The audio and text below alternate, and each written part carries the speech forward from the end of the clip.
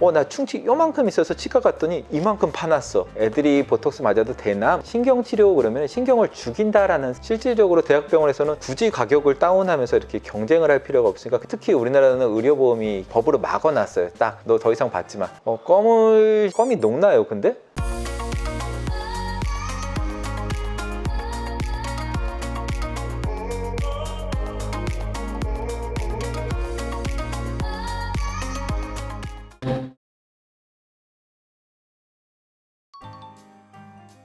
사실 그동안 많은 분들이 치과 오시는 거를 꺼려하시고, 지금도 이제 많이 꺼려하시는 분들이 조금 있어요. 물론 미뤄도 되는 치료나 아프지 않은 치료 같은 경우에는 뒤로 좀 미루시지만, 이게 언제 끝날지 모르니까 왔어요, 이런 분들도 되게 많거든요. 미뤄서 해결할 수는 없는 부분들이면은 치과를 가시고, 치과에서는 분명히 거기에 대한 부분들이 충분히 조치를 취하고 소독이나 멸균이나 이런 것들을 잘 하고 있어요. 가글이라든가 아니면 소독이라든가 이런 것들 다 해드리고 하고 있기 때문에, 지금 필요하다면은 뒤로 미루실 필요까지는 없고 지금 치과 가서 진료 받으셔도 괜찮습니다.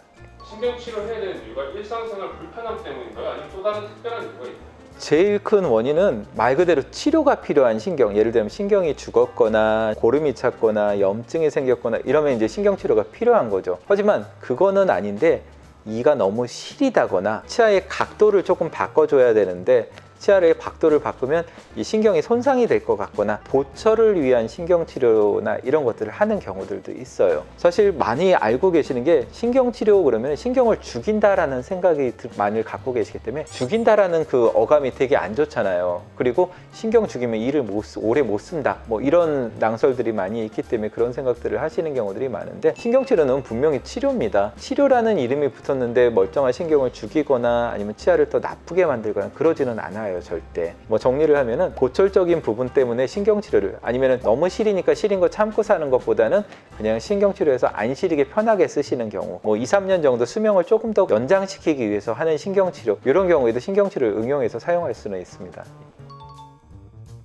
치과에서 뭐 무서워하시는 분한테나 겁을 하나도 안 내시는 분한테나 하는 방법은 똑같습니다. 안 무서워하니까 그냥 아프게 그냥 해버리고, 절대 이러지는 않거든요. 안 아픈 방법이라는 것까지는 의학적인 기술을 이용을 해서 안 아프게 어떻게 발치를 한다 그러면은 수면 마취를 하는 경우들도 있어요. 주무시게 만들어 놓고, 그러니까 이거는 프로포폴이나 이거 좀 정신을 잃게 하는 거랑은 좀 다른 거고요. 사람을 졸립게 만들어서 재우게 만드는 기술이거든요. 수면 마취를 하고 사랑니를 빼거나 이런 분들은 있습니다. 실질적으로도 소아치과에서 아기들 치료할 거는 정말 많고, 이러면은 수면 마취를 하거나 전신 마취를 하고 치료를 하는 경우들도 있어요.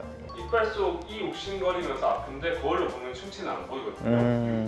연세가 좀 많거나 그러면은 치아 뿌리가 드러나서 이가 시릴 수는 좀 있고요. 아직 젊으신 분인데 그런 경우라면 충치가 있을 수가 있어요. 치아는 두 겹으로 되어 있어요. 겉에는 범랑지라는 껍질층이 있고 속에는 상아지라는 속살층이 있는데, 이 껍질층에는 신경이나 세포가 없어요. 그래서 여기는 충치가 생겨도 아픈 걸 모르고, 껍질층은 굉장히 단단하기 때문에 충치가 생기면 구멍 하나 간신히 파면서 들어가요. 삼각형, 피라미드 형태로 위에서 보면 구멍이 조금해서 안 보일 수도 있어요, 육안으로 봤을 때는. 근데 밑에 커다란 충치가 있을 수도 있고요. 그래서 여러분들이 많이 오해하시는 게, 나 충치 요만큼 있어서 치과 갔더니 이만큼 파놨어, 이렇게 얘기하시는 분들 가끔 있거든요. 충치를 긁어내면 밑에 이렇게 커다란 충치들이 있어요. 특히나 지금 말씀하시는 거 들어보면은 이미 통증을 느낄 정도면 안쪽에는 상당한 양의 충치가 있을 수가 있어요. 말씀만 갖고는 판단하기가 어려우니까는 꼭 치과를 한번 가보세요.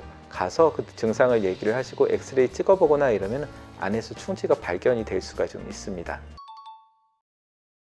껌을 씹어서 사각턱이 될 정도면 굉장히 오랫동안 씹어야 돼요. 그렇게까지는 아마 좀 힘들 것 같고요. 보통 이제 사각턱이 되거나 이런 경우는 선천적인 부분들도 좀 있고, 아니면 이를 악물거나 이를 가는 습관 같은 것들도 좀 있고, 말씀하신 대로 녹여서 먹으면은 그렇게 안 될 수도 있겠지만, 껌이 녹나요 근데? 껌 베이스가 아마 고무로 돼 있지 않나요? 그거는 뭐 이렇게 중요한 문제는 아닐 것 같네요, 제가 봤을 때는. 녹여서 먹으면 그쪽에는 큰 영향은 없겠죠. 예. 저는 대학병원에 가서 임플란트 시술을 하고자 했으나 250만 원을 요구하는 바람에 진행을 포기했습니다. 그 가격이 일반적인 금액인지 알고 있습니다. 원래 임플란트 가격이 그 정도 가격이 맞다고 보시는 게 맞습니다. 지금 얘기하신 것처럼 뭐 지역으로 가게 되면은 뭐 100만 원에서 150만 원 사이 정도에서 임플란트 비용들이 다 책정이 좀 될 텐데, 가격 경쟁이 좀 붙은 거죠. 길거리에서 찌라시 나눠주면서 이렇게 뭐 임플란트 뭐 80만 원, 60만 원, 뭐 50만 원 미만도 이렇게 제가 본 것 같아요. 가격이 많이 다운이 좀 돼서 그런 그런 거지 실질적으로 대학병원에서는 굳이 가격을 다운하면서 이렇게 경쟁을 할 필요가 없으니까 실비용을 청구를 좀 하는 거거든요. 그리고 아시겠지만 해외에 계신 분들 우리나라 들어와서 임플란트나 치과 치료 다 받고 돌아가세요. 왜냐면 거기 치과 치료 비용이 정말 비싸거든요. 거기가 비싸기보다는 우리나라가 정말 싸거든요. 특히 우리나라는 의료보험이 있기 때문에 의료보험이 아예 법으로 막아놨어요. 딱 너 더 이상 받지 마. 이렇게 법으로 막아놨기 때문에 정말 대한민국에 태어난 게 의료적인 부분에서는 굉장히 복받은 거고요. 의료복지는 정말 우리나라가 전 세계에서 어디 내놔도 뒤지지 않는 복지가 되어 있어요. 아시겠지만 여러분 오바마 케어라는 게 모델이 우리나라 의료보험이잖아요. 그래서 미국도 우리나라를 따라할 정도로 의료비용 정말 쌉니다. 우리나라 비용들.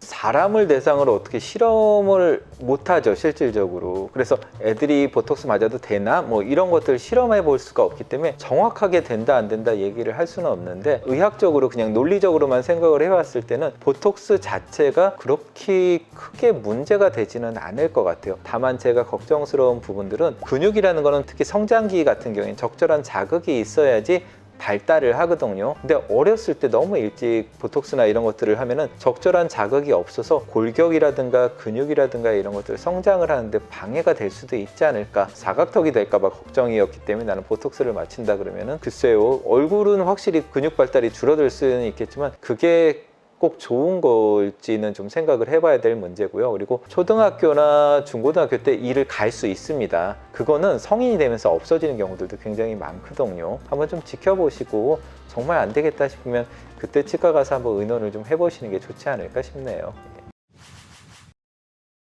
글을 올려주신다는 것도 정말 감사하고 그 중에는 무거운 내용들이 가끔 있거든요. 아까 뭐 치과 갔더니 내가 좀 너무 고생을 했다, 아니면 뭐 이 치과 이렇게 얘기를 하는데 비양심적이지 않느냐. 제가 상황을 정확하게 알지를 못하기 때문에 거기다가 뭐라고 말씀드리기가 되게 어려워요. 달아주시는 마음은 좀 알겠지만은 제가 거기에 대해서 그렇게 심도 있게 답을 좀 드리기는 좀 어려울 수가 있어요. 무엇보다 검진을 안 해본 상태에서 진단이나 치료에 대한 부분들을 언급하기가 되게 위험한 일이거든요. 오해를 일으킬 수도 좀 있고. 한 가지 더 말씀을 좀 드리면은 가끔 대댓글을 다시는 분들이 있어요. 제가 보통 댓글을 달 때 거기에 보면은 제가 이제 답글 안 다른 댓글들만 이렇게 나오게 필터를 달아서 제가 확인을 좀 하기 때문에 대댓글을 달아주시면 제가 그거는 못 봐요. 드린 답변 중에서 또 궁금한 부분이 있으면 새로 댓글을 달아주셔야지 제가 확인이 가능하거든요. 그거만 조금 이해해 주시면 좀 좋을 것 같네요. 댓글은 제가 좀 심 닿는 데까지 비록 조금 밀리더라도 답글을 좀 달아드리려고 노력하고 여러분들의 궁금한 부분이라든가 도움이 좀 될 수 있는 말씀들 많이 좀 전달할 수 있도록 노력하겠습니다. 감사합니다.